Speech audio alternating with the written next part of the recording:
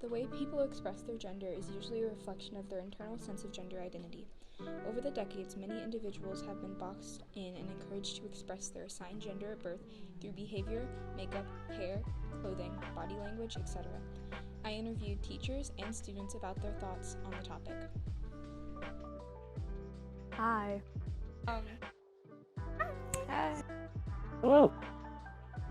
Hi. My name is Sabine. My name is Abby. My name's Jimena Alcala Valencia. Mr. Farley or Anthony Farley. Alien Garcia. What is your personal definition of gender identity? I think gender identity can just be whatever you want it to be. I don't think there's necessarily a definition. Even for my own personal definition, it's just whatever you want it to be. I would say I feel like everyone has like their own specific definition of what it is. For me, it's like just how you identify as a person, and like your preferred pronouns is the first thing that comes to mind. So like for me, I would say, oh, I use she, her.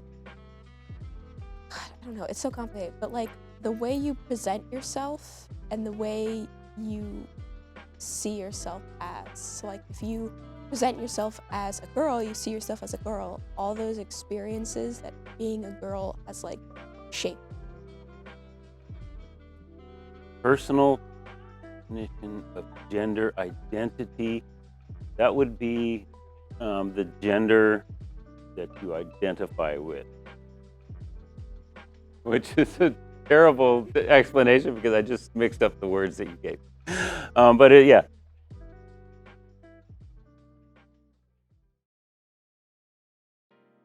Do you feel like you can express your gender freely as an individual? I think personally I can, but it also kind of depends where you are, because sometimes like it could depend on what school you go to, what city you're in or state or whatever, or how people in your house are, I guess, you know. Some people don't feel like they're safe enough to express themselves, even just like a little bit at school or at their house and stuff like that. So yeah, like I said, it really just depends. Yeah, I think I can. I feel like as a society, maybe I feel more comfortable because like I'm a cisgender female, and I know that as a society, like that's more accepted, which kind of sucks because everybody should be accepted for who they are. But individually, yes, I feel like I can express myself. Yeah, I think most of the time, I mean, obviously there's places where I'm like, oh yeah, there's definitely places where I have to be a little bit more like conservative in the way I dress or the way I appear and stuff.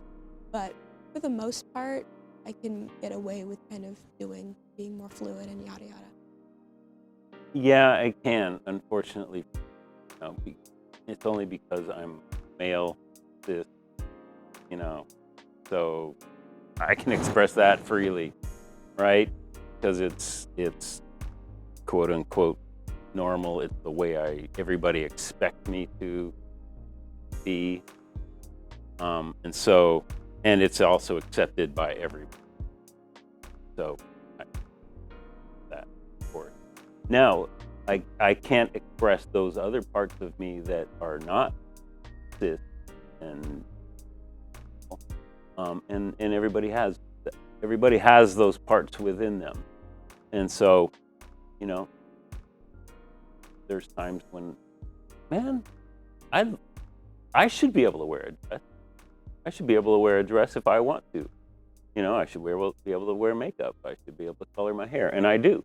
I should do I like to do things like that. It depends on like the setting that I am in. Like at school, it's completely. At home, it's different. But for the most Over the years, gender expression has changed a lot. Even the simple pink versus blue argument used to go down very differently. If you go back to the 18th century, little boys wore blue and pink. In fact, pink was considered a masculine color because it was related to the passionate color red. In 1890 and early 20th century, manufacturers tried to sell more clothes by color coding. Some branded blue for girls and pink for boys, and vice versa. In 1927, more regional differences reported between how stores characterized color. For example, stores in Chicago branded pink as a boy's color, but stores in Philadelphia marketed pink as a girl's color. By the 1920s, people started to need a distinction between male and female colors.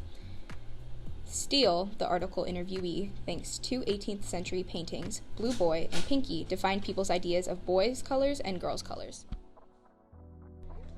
How do you think gender stereotypes differ from how they were 10 years ago? I think there's both more stereotypes. I think there's just more of them because a lot of the times we have like increased like what it means to be something. So like for a girl, you can now be a girl and you don't have to be a housewife, right? But now there's a whole bunch of other stereotypes like this old career woman. Or if you're a guy, maybe you're not stereotyped that you need to be this rugged, masculine man, but now you're also stereotyped this gay, feminine dude. So it's not necessarily that the stereotypes are better, it's just that like there's more of them, so you have more boxes to fit in, I guess. Whether that's good or not, you can decide. Yeah. With people being more open to it, there are a lot of other people who are very against it or make fun of it and stuff like that. And I feel like a lot of people, especially now, are it's very easy to make fun of people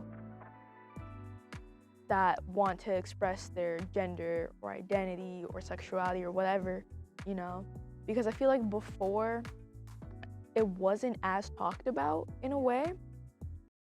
I feel like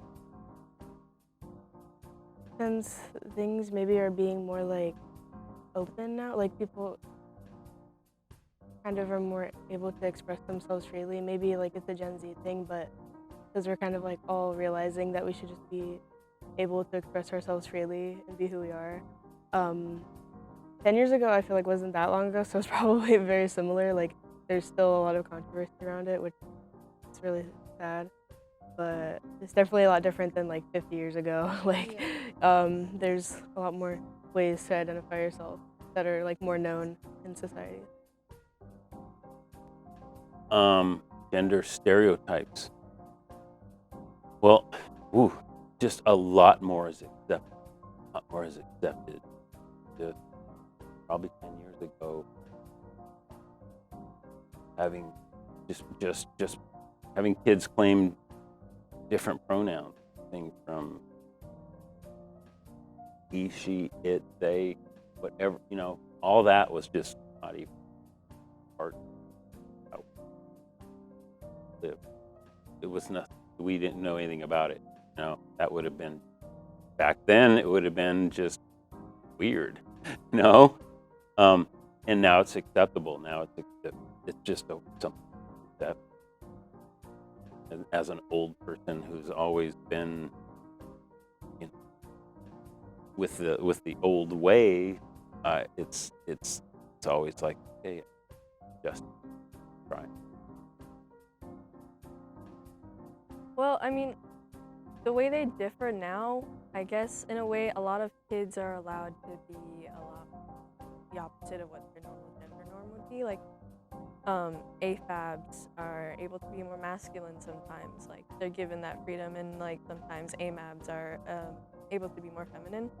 So like, it is sometimes still like frowned upon or judged. I feel like that stuff is still allowed now because like we're more accepting, but a lot of the time it's still pressured for like AFABs or just like feminine presenting people to be like, in a feminine way, like super pretty, always wearing makeup, always wearing nails, or like dressing like in a feminine way.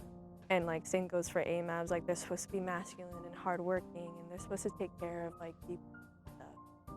And then like, although it sucks sometimes, like it depending on what you identify as, it can also be like reassuring. I feel like gender stereotypes have gotten better, but they've gotten worse at the same time too, because it's like they progress, but they also got worse at the same time, because the stereotypes that used to be stereotypes, those have gotten better, but it's like new stereotypes have like kind of been brought up. Like, for example, a long time ago, it was like, oh, women have to stay home and like raise kids, and like men have to work and stuff like that. And that's definitely changed for the better. But simple stuff like in beauty campaigns, it normally shows like women wearing makeup and kind of puts them in a box like, oh, you know, this is made for women, when in reality, so many other people, like other groups of people, like would want to do that same thing. Like boys can put on makeup too. Like it's not just like a very. Basically, what I'm trying to say is stereotypes have gotten better in some areas and worse in some areas.